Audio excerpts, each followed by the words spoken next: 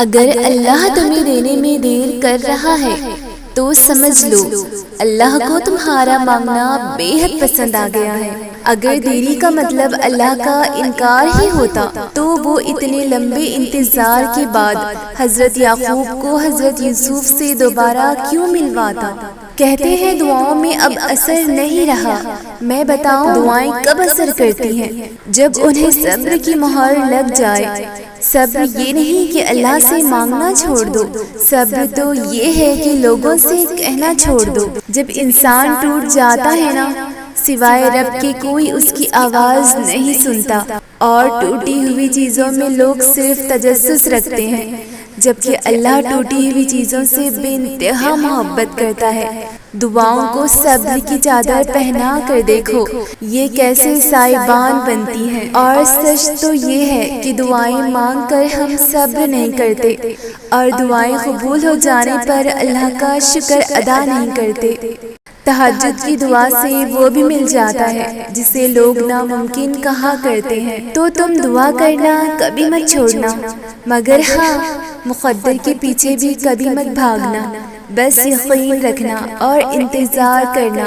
جو لمحہ صبر آزماتا ہے نا، دراصل وہی قبولیت کے لمحے ہوتے ہیں۔ دعاؤں میں تاثیر آپ کی طلب سے آتی ہے، اور تاخیر آپ کی بہتری کے لیے ہوتی ہے۔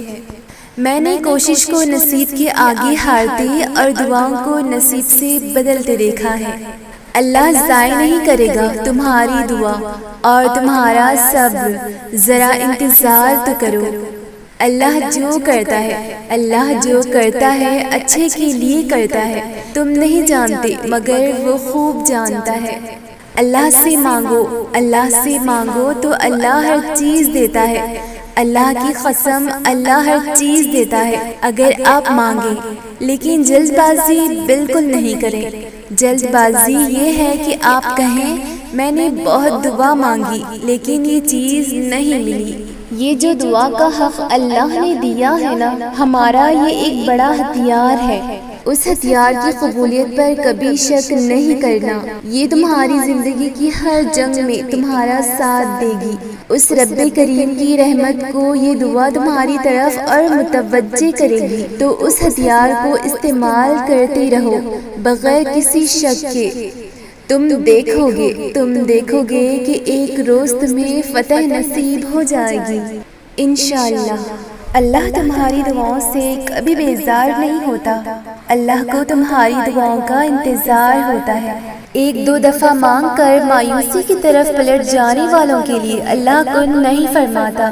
اللہ کو بہت پسند ہے جب اس کا بندہ تھک ہار کر اس کے در پر بیٹھ جاتا ہے۔ اللہ ان کے لیے کن کہتا ہے جو آخر تک اسے مناتے ہیں۔ اللہ ان کے لیے مدد بھیجتا ہے جو بار بار اس کے در پر آتے جاتے رہتے ہیں۔ اللہ ان کی دعا قبول کرتا ہے جو دیری کے بعد بھی اللہ سے دعا کرتے رہتے ہیں۔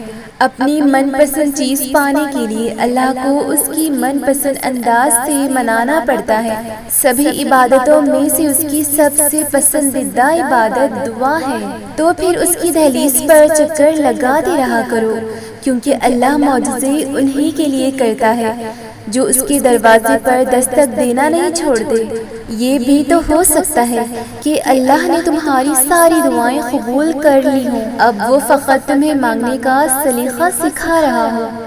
یہ بھی تو ہو سکتا ہے کہ جو تم مانگ رہے ہو وہ تمہارے ہی نصیب ہو، اللہ صرف تمہارا یقین بڑھا رہا ہو۔ یہ بھی تو ہو سکتا ہے کہ جو اتنی شدت سے مانگ رہے ہو اس کی ڈوری فقط آزمائش ہو اور اللہ تمہیں اپنی محبت سکھا رہا ہو۔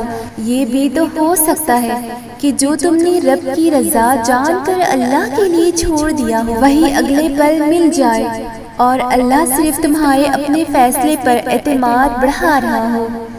یہ بھی تو ہو سکتا ہے جو ناممکن لگتا ہے عزم سے وہ بظاہر تمہاری آزمائش ہو، اور اللہ اس آزمائش سے تمہارا ایمان مضبوط بنا رہا ہو۔